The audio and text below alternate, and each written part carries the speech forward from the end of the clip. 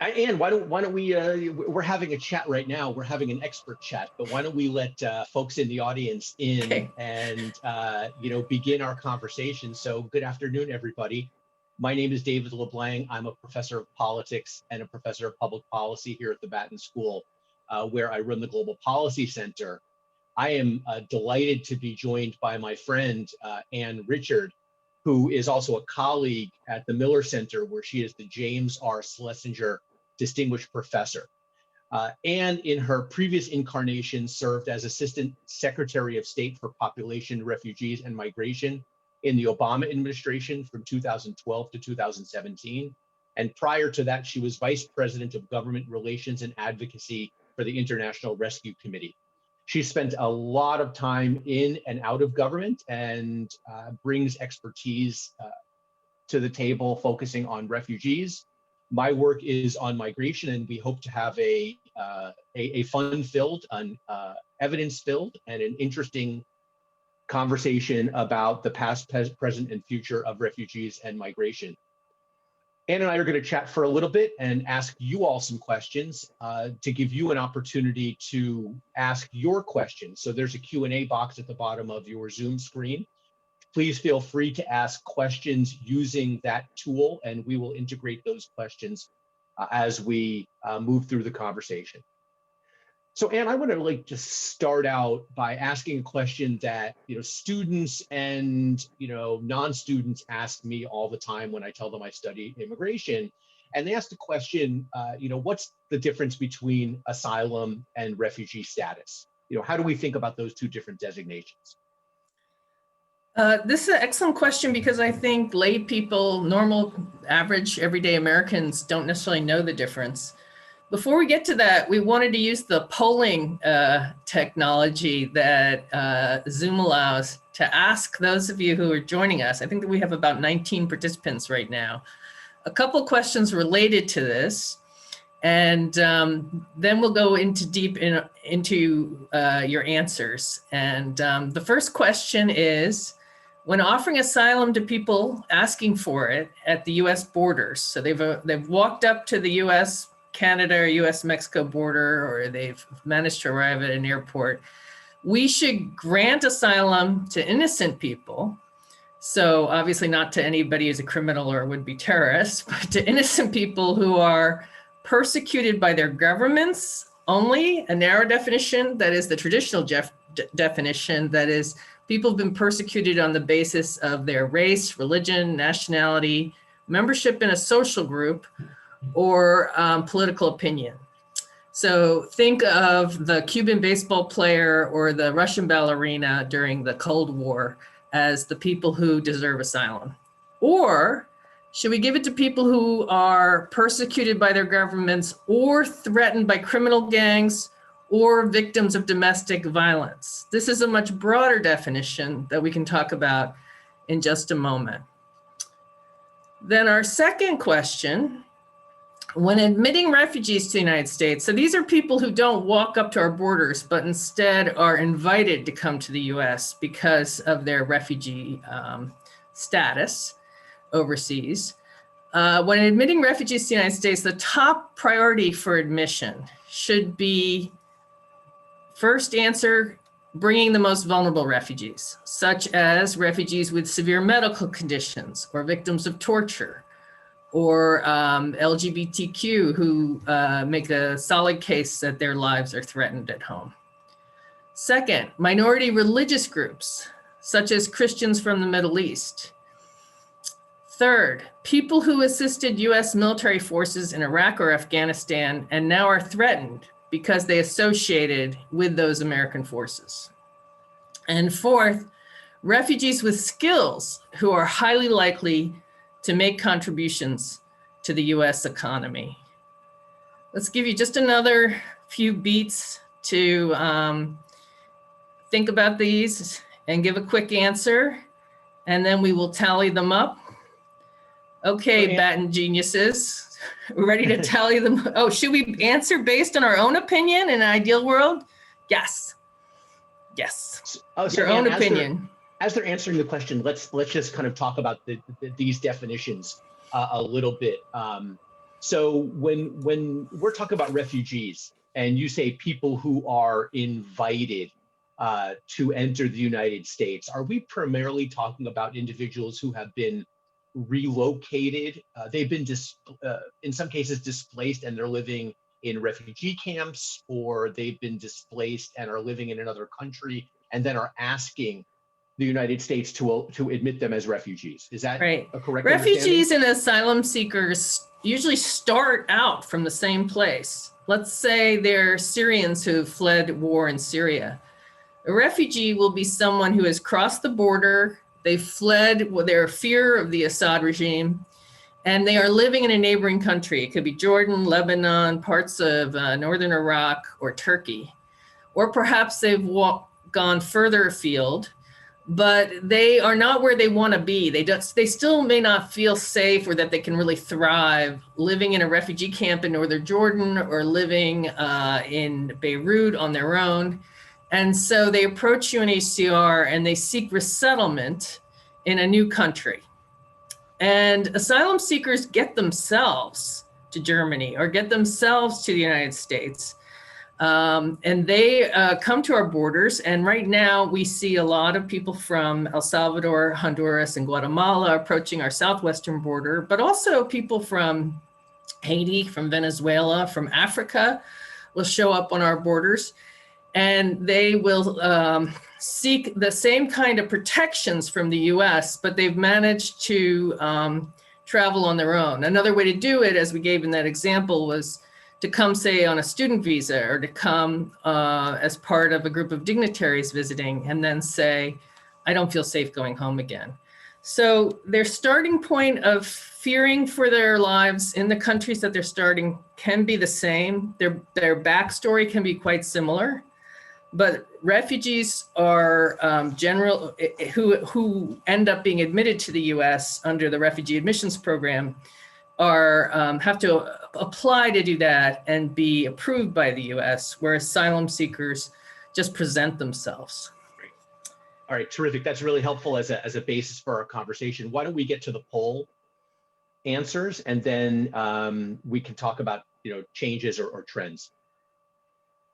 Okay, so 90% of you like the broader definition of who should ask for asylum at our borders. So this is a very hot issue right now. It's a real issue in the United States because former Senator Jeff Sessions, when he became Attorney General, believed very strongly that criminality exists everywhere on earth. And we had no special obligation to people who were fleeing criminality or were victims of domestic violence. And so he provided guidance to the people who adjudicate asylum claims to instruct them to no longer include this broader definition that had been in use in the Obama administration, I think earlier as well. So the narrow definition is what's happening right now. And this has a lot of importance then for people fleeing Central America, where it's not that they're threatened directly by their governments, but their governments are failing to protect them from criminal gangs. So let's take a look at then the next set of answers. Looks like the number one answer, 55% of you say the most vulnerable refugees. And this was US policy until quite recently. The problem with this is that the US program is tough on refugees. Able-bodied refugees have to get to work within 3 months. And so you could see we were bringing refugees who were, for example, female single-headed households and their kids. And maybe one of the kids had a medical situation. And so there is nobody who can go right to work in that situation. So sometimes with those refugee groups, the voluntary organizations that help them in the US would suggest that the mom, for example, take in other kids and babysit them as a way to support herself, became essentially a home daycare provider for other refugees who spoke the same language. But it's really tough to figure out how to provide care for the kids and take care of a mom who maybe doesn't speak English where there's been problems in the family. What works well is when there's adults who are able-bodied and go right to work. And so perhaps a child in the family needs some medical care, but the adults or the older teenagers can start earning a living for the family. None of you picked something that is a major issue of the Trump administration, which is the well-being of Christians in places like Iran who are fleeing persecution. Certainly under any US government program for refugees, they would be included, but they are a high priority for the Trump administration. Next is people who assisted US military forces in Iraq or Afghanistan. 40% said yes. And this is a very non-controversial reason to bring people to the US. What's a little different about this program is they may not have fled their home country. They may be applying for these programs from Baghdad. And the definition of a refugee is you've fled an international border, in a sense, proving that you have to get away. Some of these folks are applying for either a special immigrant visa or a special immigrant visa and check a box asking to be treated as a refugee and get extra help, which is sort of a sensible thing to do if you don't already have family or sponsors in the US. And so they haven't done what most refugees do, which is to prove they really feel threatened by crossing a border. But certainly there's a lot of support in Congress and among the public, I think, to help these folks. And then finally, refugees with skills. This starts to shift the perspective of this program, whether it's a humanitarian program, to more about how well will these folks fit into our society?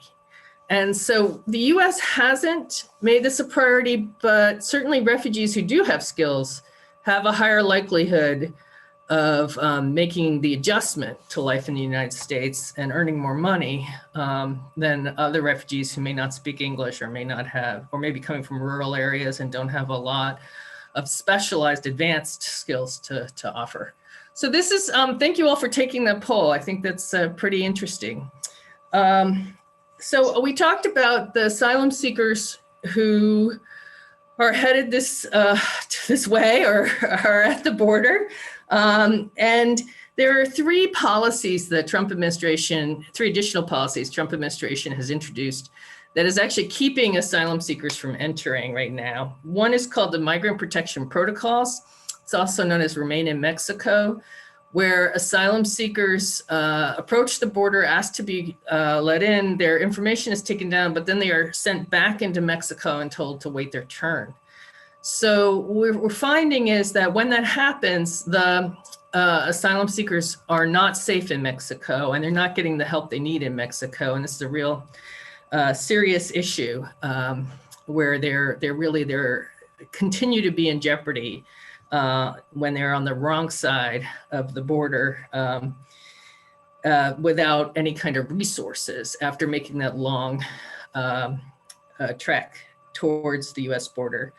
The second policy is the Safe Third Country agreements, where the US government has struck agreements, or you could also say put pressure on Central American countries to take asylum seekers from neighboring countries. So the idea here is if someone has fled Honduras, they ought to be able to find asylum in Guatemala before they have continued all the way through Mexico to the US border. The problem with this is that they're not safe where they are. They're still close to home and their whereabouts can be found out and the drug cartels can get them. The third and more recent change is using Title 42, a public health order issued by the Centers for Disease Control, suggesting that asylum seekers could spread COVID if allowed into the US. This despite lots of other travelers being allowed into the US. So this rationale has not been seen as really valid by public health experts. And there's, it's really seen as sort of Stephen Miller, a White House expert advisor to the president, trying to stop the flow of asylum seekers using every tool necessary. So another thing the Trump administration has done then is not just stop the flow of asylum seekers coming in, but also stopped admitting refugees through this special program that is largely carried out with the UN High Commissioner for Refugees, the International Organization for Migration, and with voluntary agencies across the US. There are 9 networks of voluntary agencies across the US that admit refugees. So I'm gonna share my screen at this point and bring up a slide that shows the numbers of refugees resettled in the US since 1975 through the end of July. And I can also update you about how it's gone down in the last few months. So this program dates back to the post-Vietnam War era, when Indo-Chinese refugees were brought in large numbers to the US. And you can see that in 1 year, more than 200,000 refugees were brought to the US. And this was in the era of the end of the Carter administration, beginning of the Reagan administration. And there was bipartisan support for doing this. Democrats and Republicans supported this throughout most of this program's history, up until candidate Trump ran for president in late 2015, 2016. You can see the numbers have ticked up and ticked down over time. They dipped down after September 11th when no travelers were entering the US. But even then, the George W. Bush administration did move to restart the program. When I was assistant secretary, we were able to bring 75,000 refugees to the US over 3 years in a row. And based on that strong showing, we then brought 85,000 refugees in fiscal year 2016. And then that September, we proposed bringing 110,000 for the following year, the year where a new administration would come in. And what happened is you don't see 110,000 being achieved here. Instead, you see 53,000 because the Trump administration decided to slash numbers. The following year, the Trump administration brought even fewer and fewer. Last year, the year that just ended, the total was 11,814, and proposed for next year are 15,000, which at this point would actually, if they actually did bring 15,000, it would be an uptick. So we've seen the change then from 110,000 proposed and gearing up to bring 110,000 down to just under 12,000 refugees. And also the Trump administration has made the priorities for who comes in to be, as they're looking at 15,000 for next year, they suggest 5,000 who fled religious persecution, 4,000 refugees from Iraq who helped the US, 1,000 from Central America, and 5,000 others. Among the others, at the end of 2019, we saw very large numbers of Congolese coming in. Why Congolese? Because there are large numbers of Congolese. They're not from the Middle East. They're not fleeing at the moment a war-torn state. They've been out of the country of Congo, DR Congo, Democratic Republic of Congo for a while. So David, does that start to answer these questions then? It absolutely does. I think there's a lot, there's a lot of foundational stuff here that we can talk about, and I want to encourage the attendees to this session to start thinking of questions and put them in the chat window. We have one that we'll get to in a second, but I want to kind of begin this conversation, with that background and ask you, the large reduction in refugee admissions that's occurring right now, what does that do to the US's status in the world. After World War II, when the Refugee Convention was created, it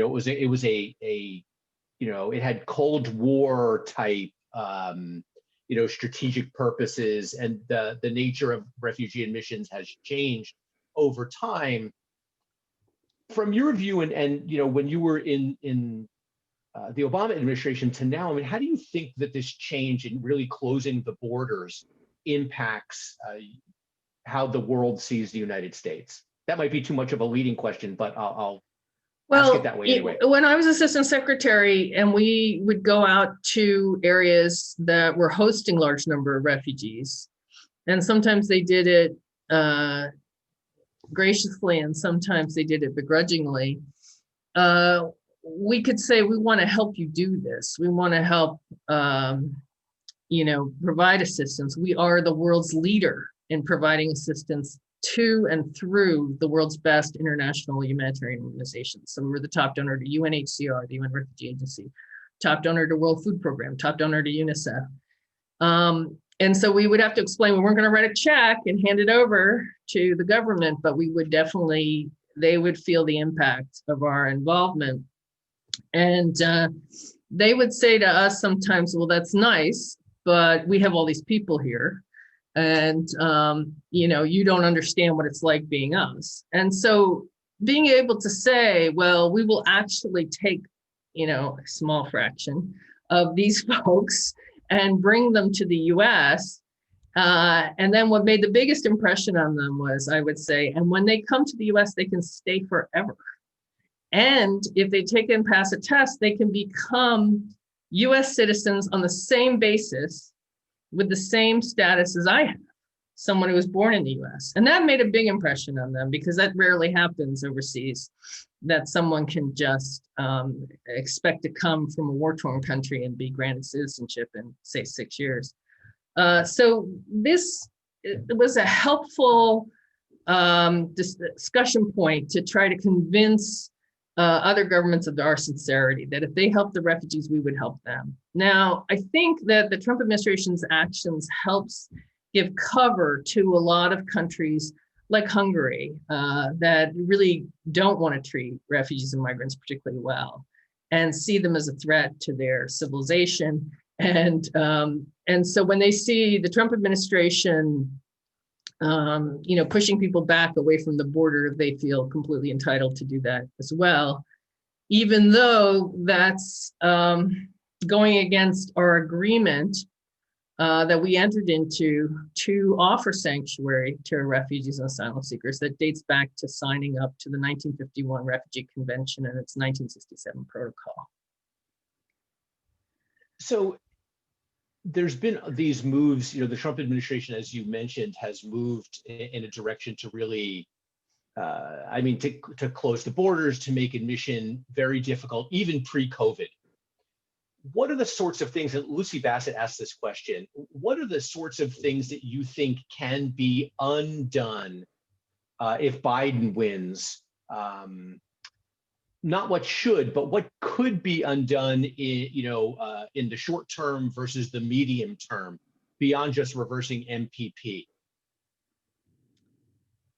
Well, we know if you go to the Biden-Harris campaign website, there's a whole plan of things under immigration that are intended to be done. If you scroll down far enough, and there's lots and lots of material there, you get to the refugee part, and would-be President Biden, that candidate Biden, has committed, he wants to bring 125,000 refugees to the United States. He wants to restore that program and in fact go over what the Obama administration did. That, I don't think that can be done in the first year right out of the gate, because these are human beings and they have to be vetted. And if they aren't, they'll be, the Biden administration will be very, get tough treatment from the minority in the House and the majority right now in the Senate, but we'll see, the Republicans, because they'll be saying, are you sure these folks are not bad actors or not terrorists? They have to be vetted very carefully. When we were doing it, took 18 to 24 months on average to vet a refugee before they came to the US. we were criticized in the Obama administration for taking too long. So that would have to be re-engineered to speed that up. And so you're not going to see that happen right away. COVID is not going to be gone necessarily in January. So that also means that we can't just restart things on the day after the president's sworn in. Certainly, we could do away with this phony public health excuse to keep the asylum seekers out. But if there are large numbers of asylum seekers who decide to head towards the US because of a new administration, I think that'll cause some pressures, real pressures on Border Patrol and Department of Homeland Security. And so there's a lot of change that's going to be needed very quickly. The good news is it's a clear priority for that candidate, just as, I mean, it's a clear-cut difference in policy between the Biden campaign and the Trump administration. The Trump administration, I believe Stephen Miller was giving interviews this week. You know, I saw a article that says, you know, once Trump is reelected, Stephen Miller has additional things in mind to limit the number of immigrants and migrants and refugees coming in, things that he didn't want to unveil before the election because they are seen as really tougher. So there's a real choice, I think, for people who follow these issues. So what happens, and this is another question to follow up on Professor Bassett's, but also an anonymous attendee asks the question, which is what happens? So there's backlogs of individuals who are waiting to have their asylum claims processed. What happens in, you know, from year to year, or how would you imagine this the waiting line unwinding in a sense if Biden is elected? Well, I think is there a process in place? We need, you know, more resources to do this. Right now, there are two groups that consider asylum claims, one in DHS and one in Justice Department immigration courts, and they have an enormous backlog because they don't have the kind of resources that perhaps they should. One interesting thing for me, it's very rare to see anyone other than the White House comment on these issues. But Secretary Pompeo, in defending the big cuts in refugee admissions, has used the number of asylum applications as a rationale for why, even though we're cutting this one program, we've got this large number of people who want asylum on the other hand. But the problem is he's comparing apples and oranges. You need to compare not the people asking for asylum, you need to compare it with the people who are being granted asylum. And that's a much lower number.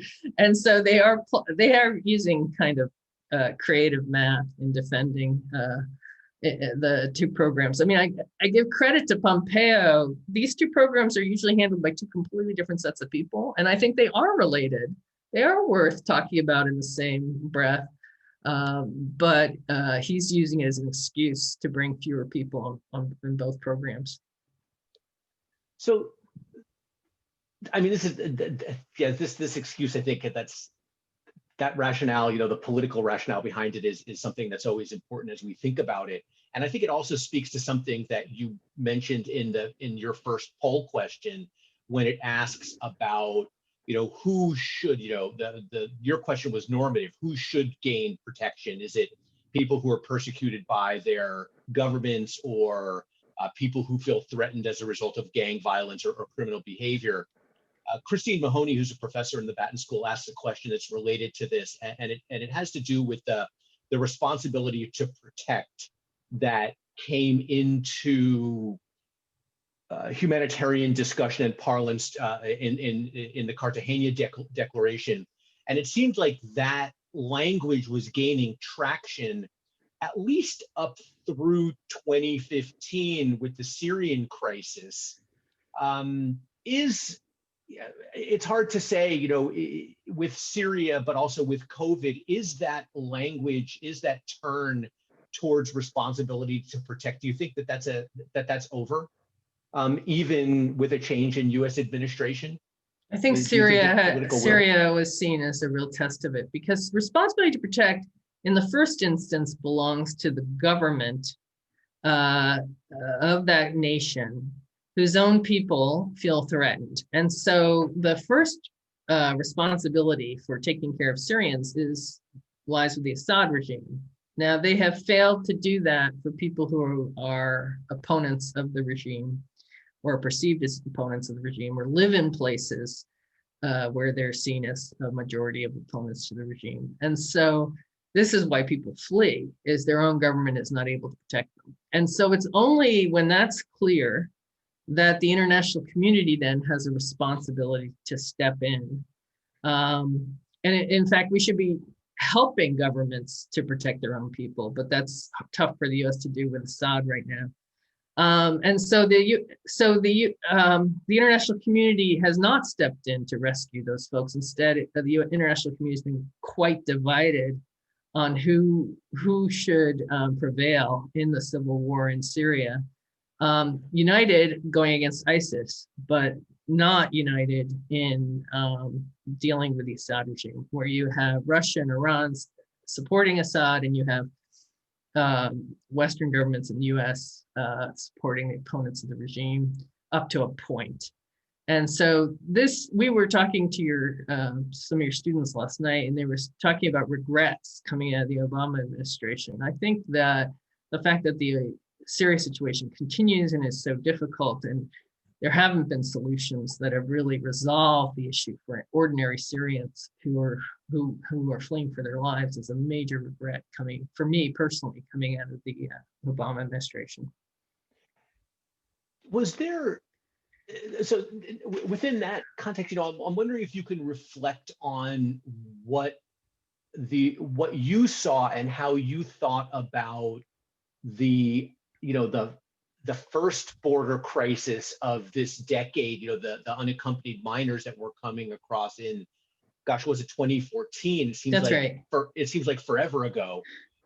But can you talk a little bit about how the administration responded to that crisis, and how that border crisis is different from the border crises that we've seen in 2017, 2018, or maybe it's 2018, 2019? So one of the differences in 2014, when so many unaccompanied children were coming north, either led by coyotes and then told to cross over and present yourself to a border patrol officer, or on their own, teenagers heading north and following the footsteps of those in front of them. This was unanticipated. So I think what's similar between then and now is the sort of reactive nature of US policies, that we're not out ahead of these problems, and we're not doing a particularly strong job anticipating them and then having sufficient resources devoted to them. We didn't do that. We had to scramble to respond in the Obama administration, and clearly there are not sufficient resources to handle all these people coming up from Central America now. And the things the Trump administration has tried, like sending the military to the southwest border, is a terrible idea. So I think we could, as a nation, be doing a much better job. One big difference is in the Obama administration, you had very senior people in lots of agencies who wanted to help and were motivated by, wanting to see a strong humanitarian response. And in the Trump administration, there's a smaller group of people involved. I think they're taking the direction from Stephen Miller and from the president. It's mostly led by DHS, and the idea is to prevent people from reaching our borders in the first place. So it's, Vice President Biden understood that you need a whole package of things, including aid to Central America and working with the law enforcement groups in those countries, and then working on what happens in Mexico, and then also improving how we handle reception at our border. there was no one single approach. In the Trump administration, the approach is really focused on the southwest border and putting pressure, very undiplomatic pressure on Mexico and Central American countries to do what we want and keep people stuck and not allow them to reach the U.S. I think it's more of a deterrence paradigm than a humanitarian paradigm. And I remember, that following the unaccompanied minors and thinking about this, what always struck me during that summer, and maybe I've missed something, but I never heard the Obama administration refer to it as a crisis. And I remember talking to some of my colleagues, Jen Rubenstein, who's in politics, and Kirsten Gelsdorf in the Batten School. And I remember asking this question. I said, why are we not calling this a crisis where we would call it a crisis in other places? And, I think Kirsten's answer was, well, we're a developed country. We don't have a crisis, right? We would never use that language. I mean, this may be, in the weeds too much, but was there conversation about how to refer to the unaccompanied minors that we're coming across? Was there an attempt to really try and craft message? The attempts to craft message were to get messages out in Central America saying, don't send your kids north. Don't do this, it's not a good idea, it's dangerous for them. And that strategy, which is, like I say, one part of doing lots of different things, while popular among people in the government, was found to not make much of a difference. People knew it was dangerous. They knew that their daughters might be raped on the way. They knew that there was a chance their kids would be killed. And I've seen this overseas too, dealing with Eritrean youth leaving Eritrea, heading north, is when you feel there is no future for you in the place where you've been born, you sort of play this Russian roulette of saying, yeah, there's a chance I won't make it all the way, I'll die. But there's 4 chances that maybe I will for every 1 chance that I can't. So it's the type of odds that we as American parents would never want for our kids, but overseas people are forced to make these horrible, horrible judgments. So inside the Obama administration with the unaccompanied children, I think part of the problem was that HHS, Health and Human Services, has an office that is responsible for helping refugees who've been resettled by working through states, and also with the same pot of money is supposed to take care of unaccompanied children. And the money they had could not stretch to cover all the children who were showing up in such large numbers. And so it was certainly a bureaucratic crisis in terms of scrambling to figure out, where are we going to get shelters for these kids? Who's going to be taking care of them? In terms of real numbers, though, it's not, none of these are crises that we theoretically couldn't handle. I mean, we're a very wealthy nation. As a nation, we do have resources. We do make choices about how we spend those resources. So if we were being very practical and very hard-nosed, we would sit down and say, look, we have these situations, we should be doing a better job handling them. Well, I see that we've already gone 10 minutes over, and I want to be respectful of our audience's time and your time and the Batten School's communication team's time. So thank you, Anne, for chatting with us today. Thank you personally for doing 3 events with me in 3 days. You're a hero. It's the life of a Schlesinger Fellow. I guess that's right. There's a few questions that remain in the box. Let me just send folks who want more information and more detail about the kinds of things that Anne was talking about to the millercenter.org, which has a YouTube site. Anne and I organized the Battle Symposium on Immigration and Refugee Policy this past Monday. And we had a panel on the United States refugee policy in comparative perspective and a panel on US policy in historical perspective. And we had a keynote address given by, I just forgot his last name. Brian Kelly. Brian Kelly, thank you, of the International Organization for Migration. So there's a lot of outstanding content on that site. Thank you, Anne. Thanks for taking the time. Thank you, everybody who took time out to come and chat with us today. Thanks, everyone. Bye.